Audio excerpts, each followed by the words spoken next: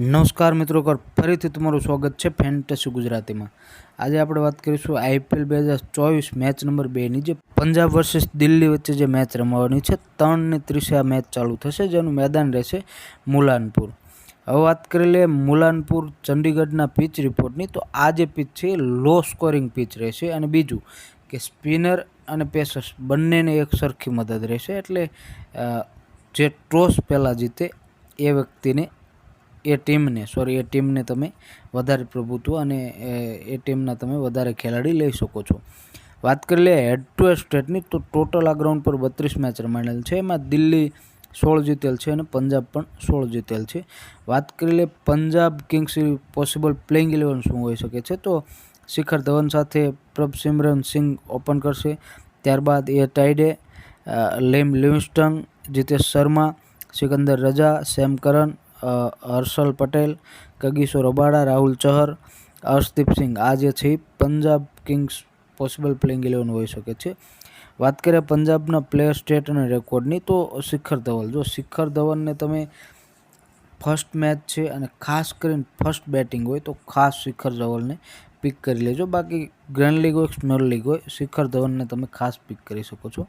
પ્રભસિમરન સિંઘની વાત કરીએ તો hit and miss type player છે, તમે ગ્રેન્ડ લીગ રમતા હોય અને ફૂલ રિસ્ક લેવું હોય તો તમે એને પિક કરી શકો છો, બાકી ડ્રોપ કરીને ચાલી શકો છો। વાત કરીએ ટાઈડેની, તો એને અમે પર્સનલી ડ્રોપ કરીને ચાલવાના છીએ। લિવિંગસ્ટનની વાત કરીએ તો તમે પિક કરી શકો છો, કારણ કે બેટિંગ અને બોલિંગ બંનેથી પોઈન્ટ અપાવી શકે છે। વાત કરીએ જીતેશ શર્માની, તો વિકેટકીપર સેક્શનમાં ખાસ જીતેશ શર્માને પિક કરી લેજો, કારણ કે બધા વ્યક્તિ જેટલા ડ્રીમ 11 યુઝર છે એ તમામ રિષભ પંતને પિક કરશે, અને તમે અપોઝિટ કરી અને થોડું રિસ્ક લઈ અને જીતેશ શર્માને લઈ શકો છો। સિકંદર રજાની વાત કરી તો બેટિંગ બોલિંગ બંનેથી પોઈન્ટ અપાવી શકે છે, પરંતુ અમે પર્સનલી ડ્રોપ કરીને ચાલવાના છીએ। સેમ કરનની વાત કરીએ તો મોસ્ટ પિક બની જશે અને કેપ્ટન વાઇસ કેપ્ટન કરી શકો છો, કારણ કે 4 ઓવર બોલિંગ કરશે અને બેટિંગથી પણ 20, 25, 30 રન બનાવી શકે છે। હર્ષલ પટેલની વાત કરીએ, સ્લોઅર બોલર છે, મીડિયમ ફાસ્ટ બોલર છે અને ખાસ ડેથ ઓવરમાં ખૂબ જ સારી બોલિંગ કરે છે, એટલે હર્ષલ પટેલને પણ તમે પિક કરીને વાઇસ કેપ્ટન ચાન્સ કરી શકો છો। વાત કરીએ કગિસો રબાડાની, તો કગિસો રબાડા પણ તમારી ટીમમાં હોવા જોઈએ। રાહુલ ચહરની વાત કરીએ તો રાહુલ ચહરને અમે પર્સનલી ડ્રોપ કરીશું। અર્શદીપ સિંઘની વાત કરીએ તો અર્શદીપ સિંઘને પણ તમે પિક કરી શકો છો। રિષિ ધવનની વાત કરીએ તો એને અમે પર્સનલી ડ્રોપ કરીને ચાલવાના છીએ।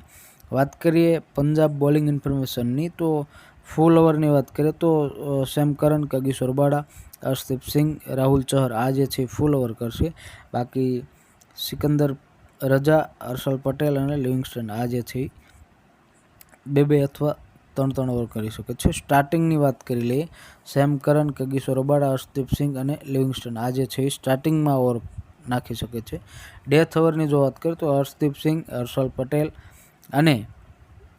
પટેલ અને કગિસો રબાડા અને સેમ કરન આ જે છે ડેથ ઓવરમાં બોલિંગ કરી શકે છે। હવે વાત કરીએ દિલ્હી કેપિટલ પોસિબલ પ્લેઇંગ 11 શું હોઈ શકે, તો ડેવિડ વોર્નર સાથે પૃથ્વી શો ઓપન કરશે, ત્યારબાદ મિચેલ માર્શ, જેક ફ્રેશર, ત્યારબાદ રિષભ પંત, લલિત યાદવ, અક્ષર પટેલ, કુલદીપ યાદવ, એન્ડ્રિક નોર્ટજે, ખલીલ અહેમદ અને મુકેશ કુમાર આ જે છે દિલ્હીની પોસિબલ પ્લેઇંગ 11 હોઈ શકે છે।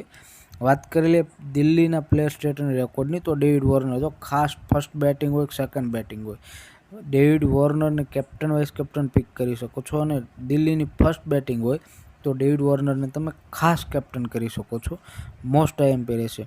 પૃથ્વી શોની વાત કરીએ તો એ પણ hit and miss type player છે, અને તમે ગ્રેન્ડ લીગ રમતા હોય તો રિસ્ક લઈ શકો છો। મિચેલ માર્શની વાત કરીએ તો એનું પણ હિટ એન્ડ મિસ ટાઈપ છે, ગ્રેન્ડ લીગમાં પિક કરી શકો, સ્મોલ લીગમાં ડ્રોપ કરી શકો છો।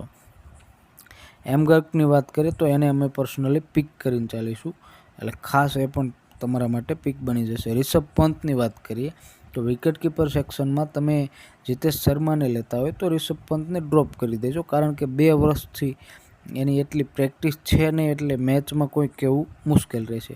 વાત કરીએ લલિત યાદવ બેટિંગ અને બોલિંગ બંનેથી પોઈન્ટ અપાવી શકે છે, અને ગ્રેન્ડ લીગ રમતા હોય ફૂલ રિસ્ક લેવું હોય તો લલિત યાદવને કેપ્ટન કરી શકો છો। વાત કરી લઈએ અક્ષર પટેલની, બેટિંગ બોલિંગ બંનેથી પોઈન્ટ અપાવી શકે છે, તમારી ટીમમાં કમ્પલસરી હોવો જોઈએ। કુલદીપ યાદવને પણ તમે પિક કરીને ચાલી શકો છો. નોટજેની વાત કરીએ તો એને અમે પર્સનલી ડ્રોપ કરી છું. ખલીલ અહેમદને પણ અમે પર્સનલી ડ્રોપ કરીશું. મુકેશ કુમારને ખાસ પિક કરી લેજો, મીડિયમ ફાસ્ટ બોલર છે અને આ પિચના કન્ડિશન પ્રમાણે શૂટ થઈ શકે છે. વાત કરી લઈએ સ્ટબ્સની, તો એને અમે પર્સનલી ડ્રોપ કરીને ચાલીશું. દિલ્હીના બોલિંગ ઇન્ફોર્મેશનની જો વાત કરીએ તો ફૂલ ઓવરમાં અહેમદ, નોટજે, મુકેશ કુમાર અને યાદવ આ જે છે એ ફૂલ ઓવર કરશે.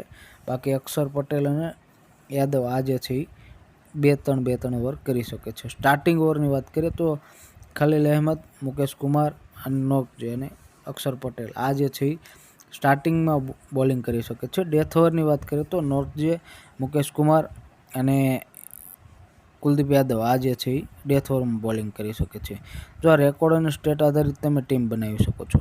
છતાં પણ ટીમ બનાવવામાં કોઈ પ્રોબ્લેમ આવે તો નીચે ડિસ્ક્રિપ્શનમાં લિંક આપેલી છે, અમારા ટેલિગ્રામ ચેનલને જોઈન કરી લો. અમે જે ટીમથી રમીએ છીએ એ જ ટીમ તમને ત્યાં મળી જશે. તમે ટીમ કોપી કરીને ડ્રીમ 11 રમી શકો છો. બીજી વાત, ખાસ આ વિડીયોને લાઇક કરજો અને બધા મિત્રો કોમેન્ટ બોક્સમાં લખો કે ડેવિડ વોર્નર કેટલા રન કરશે. વિડીયો પસંદ આવ્યો તો વિડીયોને એક લાઇક કરી ચેનલને સબસ્ક્રાઈબ કરી લો. મળીએ હવે આગલા વિડીયોમાં, ત્યાં સુધી જય હિન્દ, વંદે માતરમ.